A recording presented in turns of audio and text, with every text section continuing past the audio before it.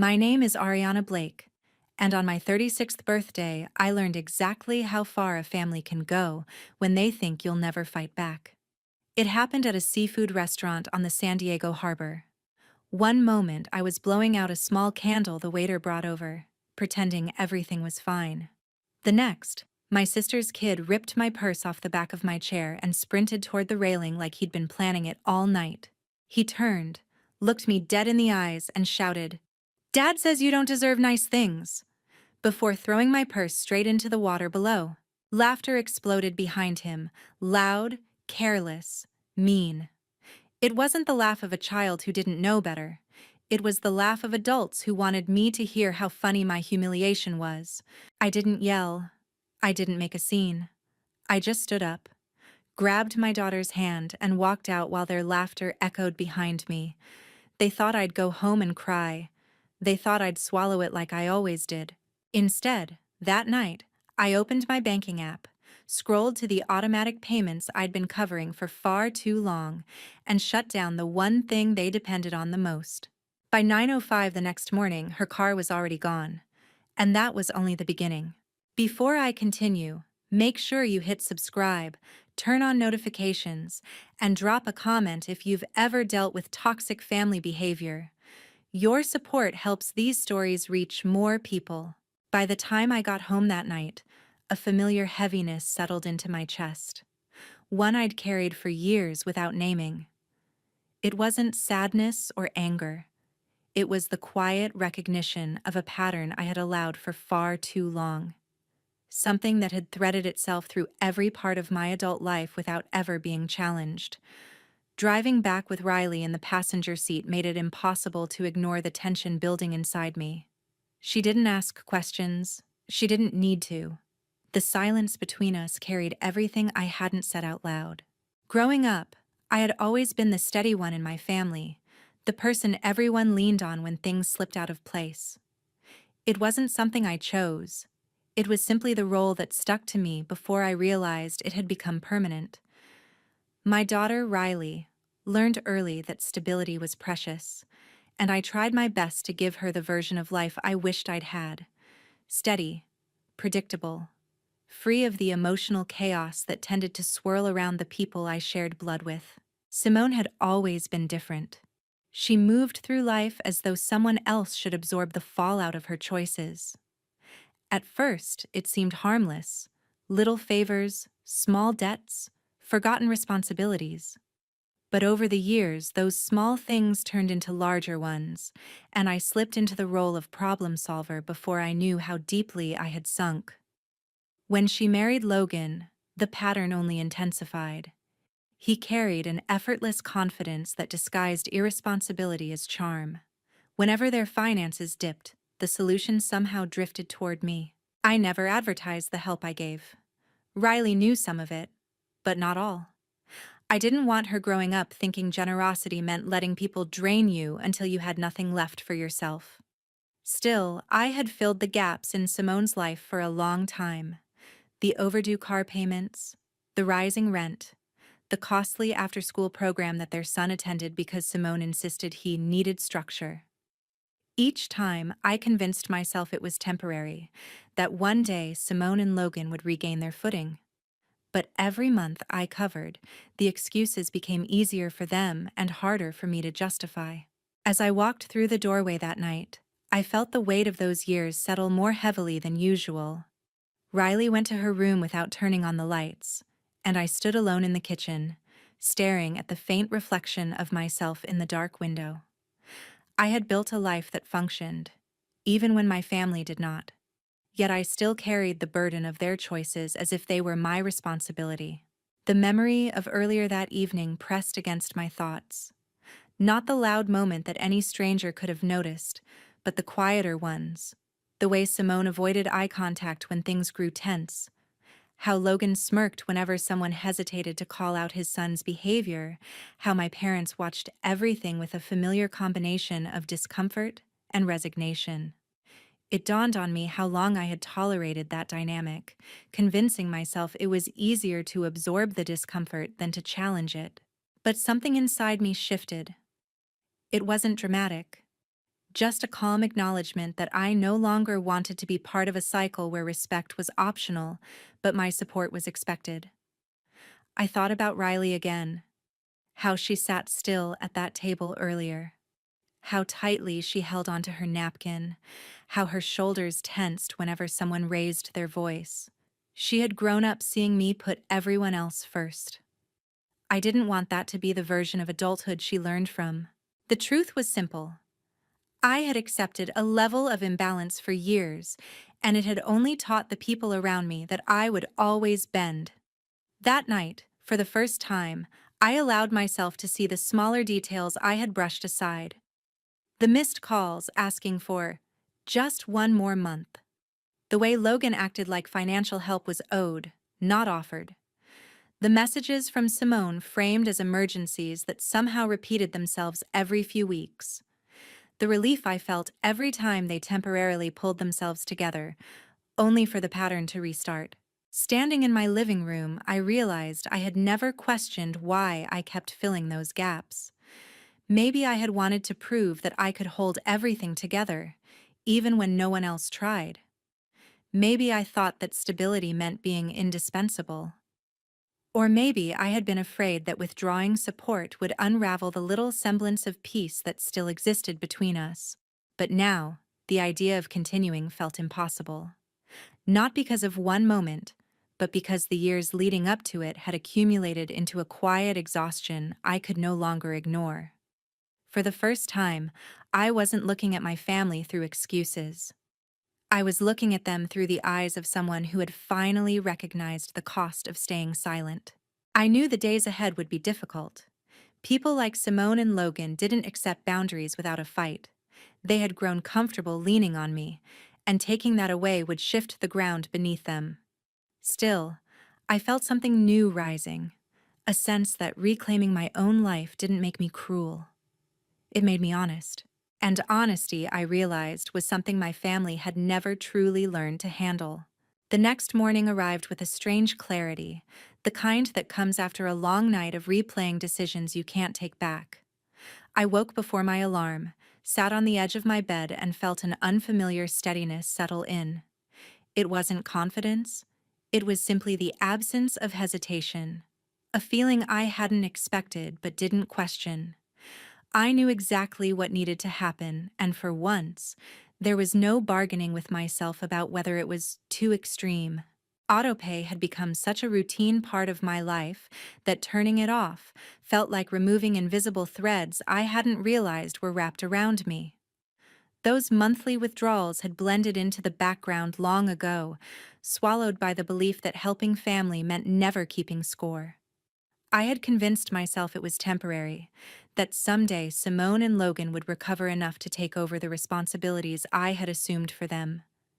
But that day never came, and pretending it might had only delayed the inevitable. With the payments disabled, I expected silence. I expected at least a few days before they noticed. But before the morning fully settled in, my phone vibrated relentlessly on the nightstand. I didn't need to check the screen to know who it was. The pattern was predictable: early panic, midday anger, and late-night guilt. It was the rhythm their crises always followed. I let the phone ring. If I answered, I knew I would be pulled back into the role they preferred: mediator, fixer, buffer. Instead, I placed the phone face down and let the vibration fade into the background. Riley walked into the kitchen with her hair still tangled from sleep, and for a moment, I felt grateful she hadn't heard any of the noise coming through my phone. She didn't need to carry the weight of choices that weren't hers. The calls continued through mid-morning. Each one seemed to carry a sharper urgency than the last, but I stayed detached. I had spent years rearranging my life to keep theirs from falling apart. Hearing their panic now only reminded me how deeply they relied on the assumption that I would always intervene. It was almost surreal to witness the collapse begin without lifting a finger. When the first message came through, it wasn't a question. It was a declaration, a digital burst of disbelief that their world had shifted without warning. I didn't open it. The next notification arrived seconds later, then another. I silenced my phone completely and finally exhaled. Not long after, I saw a voicemail appear from an unfamiliar number. I ignored it until curiosity pushed me to listen. It wasn't Simone or Logan. It was the property manager, Shelby, her tone measured and professional. She explained there had been an issue with the usual transfer and asked whether I wanted to adjust the payment date. She sounded unaware of the storm gathering around her. I called her back, choosing my words carefully. I told her there would be no more transfers from my account and that all future arrangements should be handled directly with the tenants. It was the first time I had spoken aloud the boundary I had drawn the night before.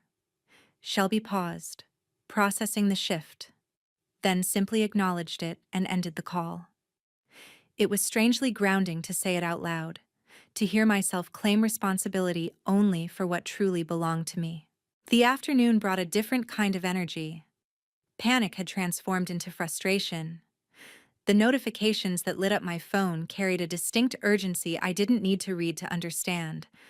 I had heard that tone for years, in phone calls, rushed conversations, whispered complaints. It was the sound of people scrambling to rebuild a safety net they assumed would always be there. Except this time, the net had been removed without warning. I spent the day working, maintaining a calm that felt almost foreign. There was no satisfaction in watching the chaos unfold. What I felt instead was distance, like stepping back from a painting I had been standing too close to. For so long, I had been trapped in the details, trying to fix flaws that weren't mine. Now I could finally see the full picture, and it no longer felt like my responsibility. Late afternoon sunlight stretched across the living room when the next message arrived. I didn't need to open it to sense its intent. The subject line preview was enough. A tone that had shifted from confusion to blame.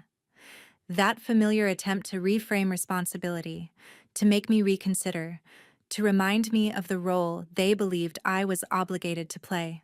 I put the phone aside again, feeling a quiet resolve settle deeper into place. Their panic didn't belong to me anymore. Their bills weren't mine to manage. Their expectations were no longer commitments I was required to keep. For the first time in years, I stayed firmly within my own life instead of spilling into theirs. And as I made dinner for Riley that night, I realized something important. Silence could be an answer too, one that didn't need explaining, defending, or apologizing for. It was the kind of silence that marked the beginning of a different way of living, one that didn't revolve around cleaning up the consequences other people created for themselves. By the following afternoon, a subtle tension settled into the day, a kind that didn't announce itself loudly but lingered beneath every task I attempted to finish. Work felt strangely distant, like I was moving through my responsibilities without fully stepping into them. Even simple things, like making coffee or answering routine emails, carried an undercurrent of awareness I couldn't shake. I knew something was brewing on the other side of the silence I had chosen, and it was only a matter of time before it reached me. It didn't take long. The first real shift came when my inbox lit up with a notification from the learning center that enrolled Simone's son. The message was brief, structured, and impersonal, a reminder that an overdue balance had placed his account on hold. I stared at the email longer than necessary, absorbing the layers beneath its straightforward tone. It wasn't my responsibility anymore, yet my mind instinctively traced the ripple effects this would cause. I had spent so long cushioning the consequences of their decisions that witnessing those consequences unfold felt strangely unfamiliar. A wave of guilt flickered briefly, softer than before but still recognizable. Old patterns didn't break overnight. But instead of letting the guilt guide me, I set my phone down and allowed the feeling to pass without acting on it. The hold notice didn't belong to me. It belonged to the people who had insisted they didn't need boundaries, right up until those boundaries finally existed. Not long after, a new stream of notifications buzzed through my phone. I didn't open them, yet I could read the shift in tone from the preview lines alone. What had started as confusion had evolved into accusation. the phrasing changed from uncertainty to entitlement, as if the absence of support required an explanation, as if withholding money was the true offense. It was the kind of tone that assumed dependence was a duty rather than a choice. I placed the phone face down again, but the tension didn't fade this time. My parents' names appeared on the screen next, and that was when the familiar heaviness returned. Their involvement always brought complexities I couldn't easily navigate.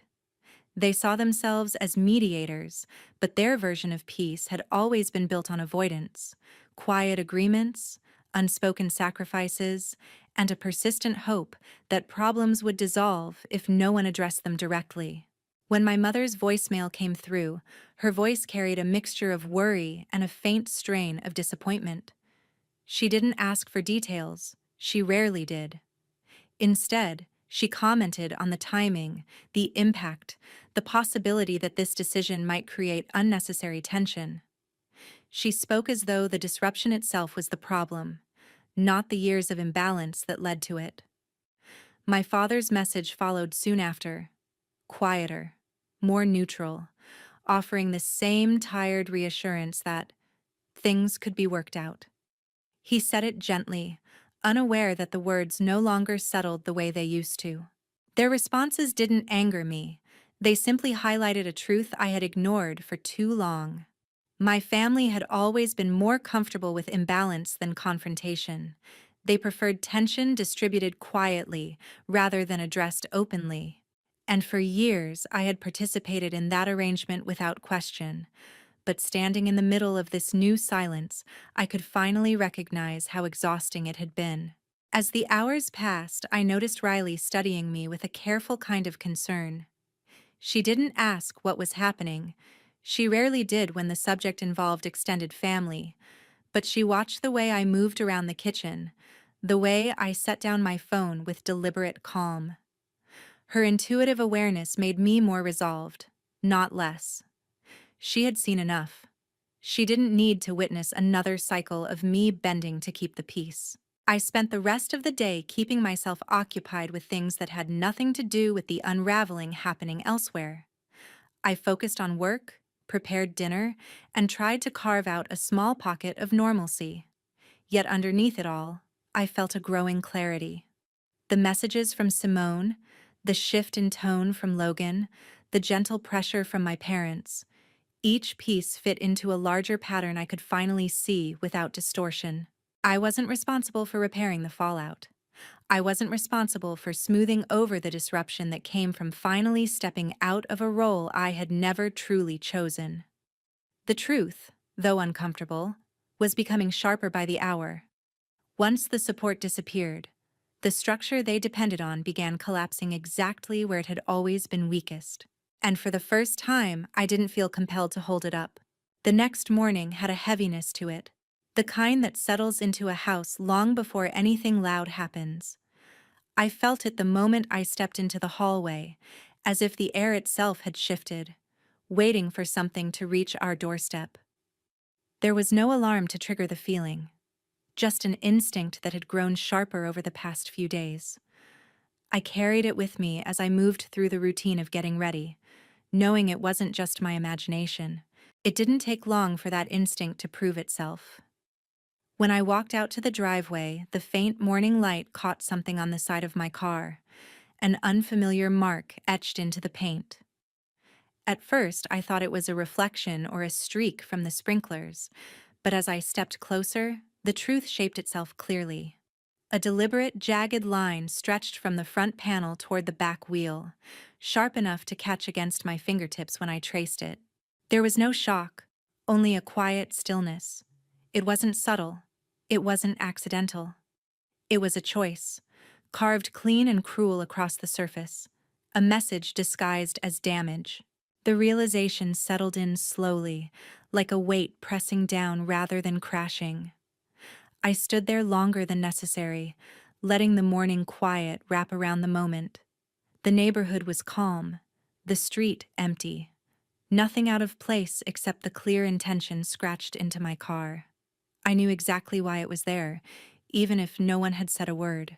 The sense of intrusion seeped deeper the longer I looked at it. It wasn't just about the repair cost or the inconvenience.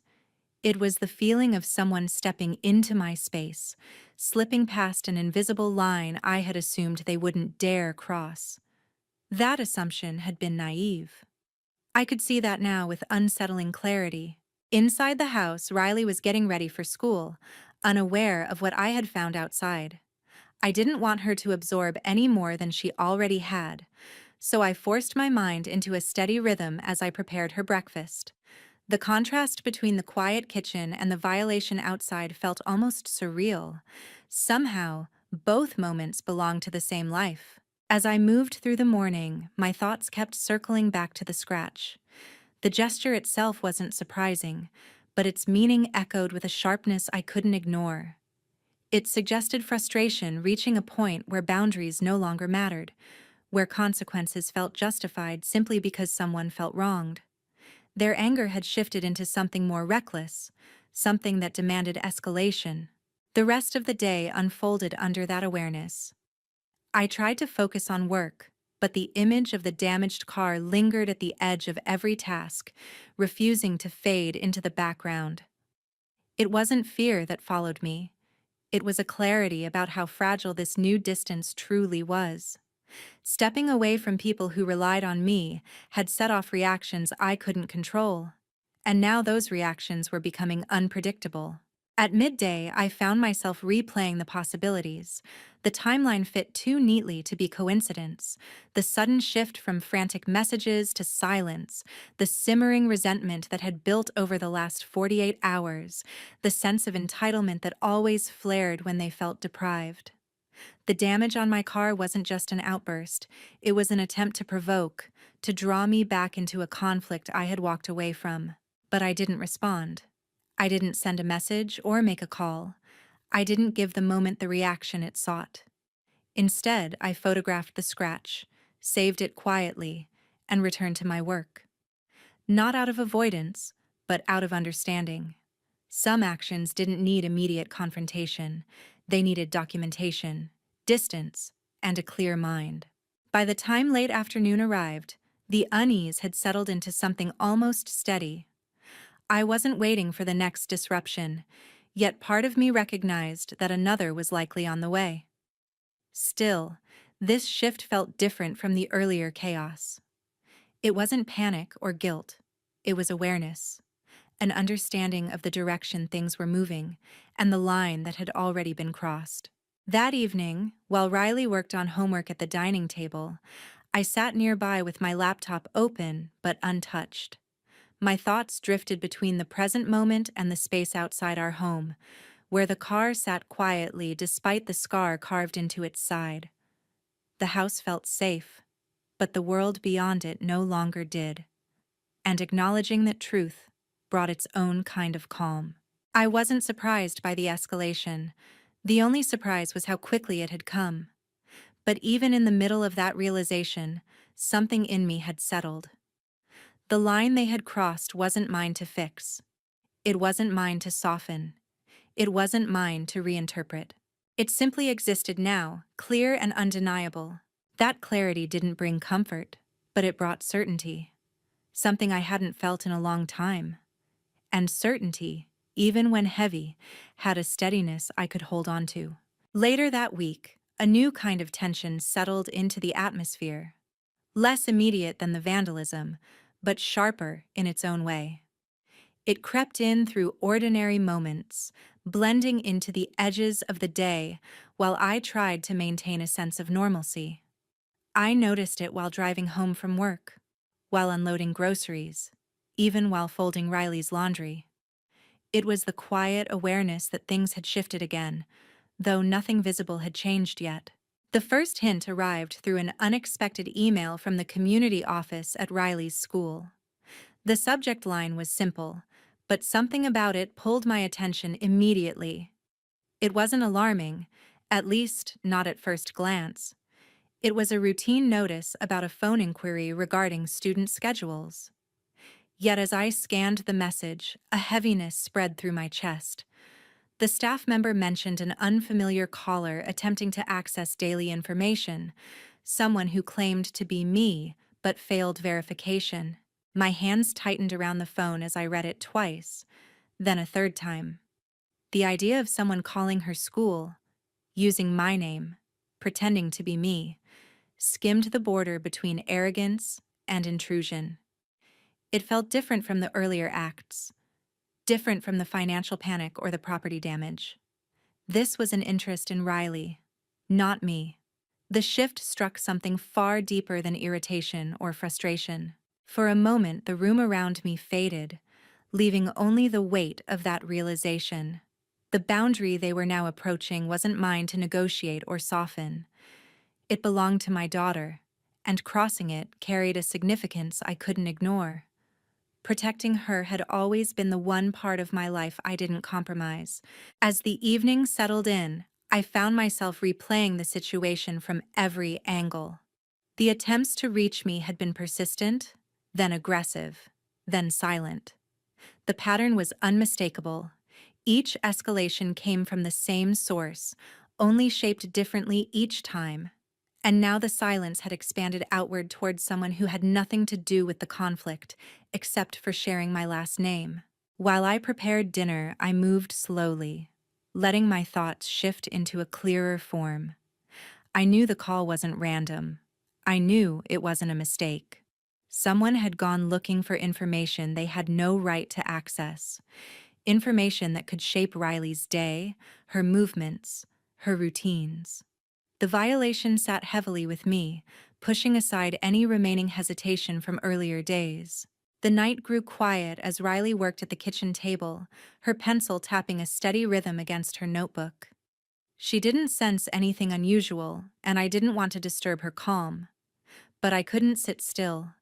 I walked down the hallway, breathing slowly, letting the implications settle fully before I took the next step. The decision formed itself without debate. I wasn't reacting out of fear or anger. I was responding to a line that had been crossed cleanly and deliberately. I gathered the documentation, the email, the time of the inquiry, the verification notes, and organized them with a clarity that surprised me. It felt less like a confrontation and more like a responsibility finally taking shape. When I finished, I sat on the edge of my bed and looked at the papers spread out beside me. Each item represented a moment where the situation had shifted beyond inconvenience or disrespect. It had reached into safety, into privacy, into the core of what I was willing to tolerate. There was no guilt in acknowledging that, only certainty. As the night deepened, I found myself sitting in the quiet, letting the weight of the day settle without pushing it away.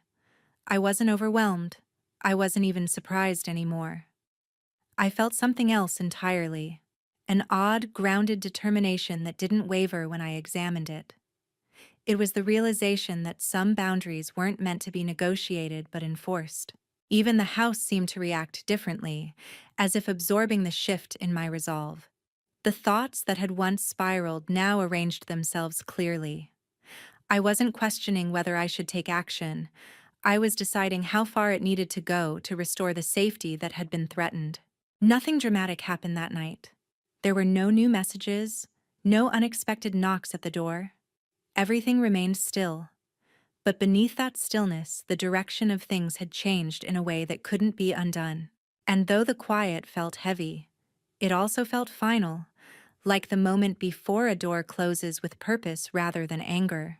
The shift came quietly at first, noticeable only in the steady rhythm of the evening settling around the house.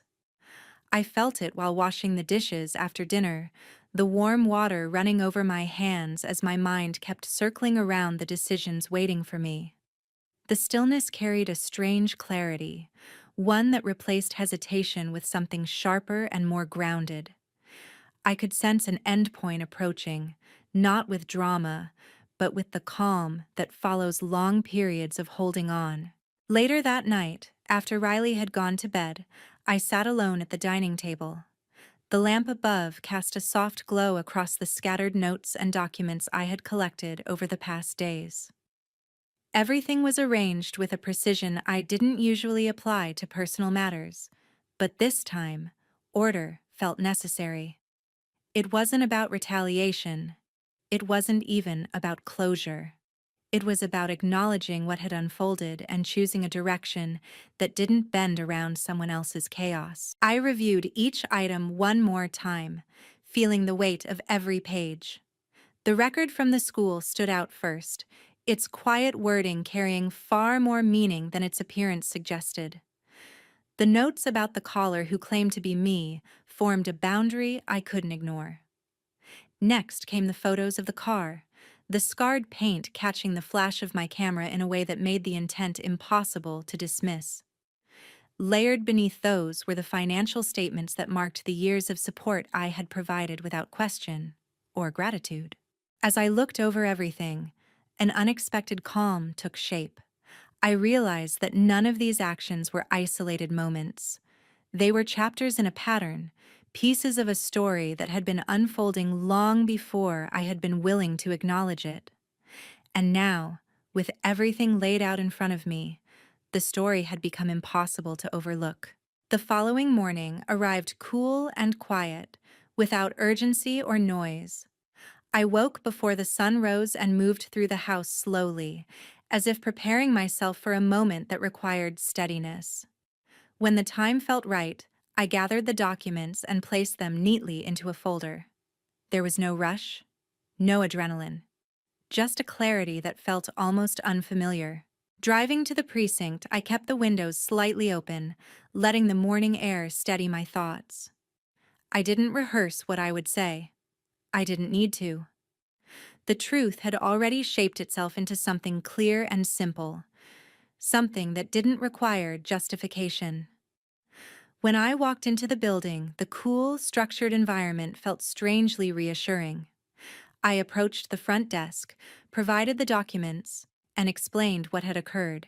The officer took everything with a level of professionalism that reminded me why this step mattered. He reviewed the information carefully, flipping through the photos and statements with steady attention. As he scanned the details, I felt a quiet sense of distance settle in. Not detachment, but acceptance. I had done what needed to be done. There was no turning back, and no part of me wished to.